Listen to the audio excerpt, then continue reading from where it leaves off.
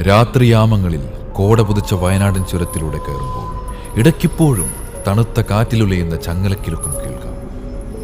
അധികാര കൊതിമൂത്ത ബ്രിട്ടീഷുകാരന്റെ കൊടും ചതിയിലൊന്നിന്റെ വിപ്ലവ സ്മരണകളുമായി ഇവിടെ ഒരു ചങ്ങലമരമുണ്ട്. കാലങ്ങൾക്ക് മുമ്പ് മരം കോച്ചുന്ന തണുപ്പിലും ലക്കിടിക്കോട്ടയിൽ നിന്നിറങ്ങി വരുന്ന കാറ്റിൽ വരണ്ട ചോരയുടെ ഗന്ധം മൂക്കിലേക്കടിച്ച് കയറുമായിരുന്നു.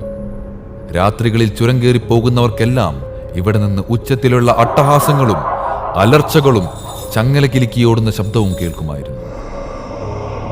ഓരോ രാത്രിയിലും അലറിയോടി അടുക്കുന്ന ഒരു അജ്ഞാത രൂപം കണ്ട് ഭയന്ന് നിലച്ചുപോയ ശ്വാസത്തിന്റെ കണക്കറിയാൻ വയനാടൻ പാണൻ അടിവാരത്ത് കാത്തു നിൽക്കുമായിരുന്നു. 766 നമ്പർ ദേശീയപാതയോരത്ത് 9-ാം ചുരത്തിനപ്പുറത്തെ പടുകൂറ്റൻ ചങ്ങലമരത്തിന്റെ പിൻകഥയുണ്ട്.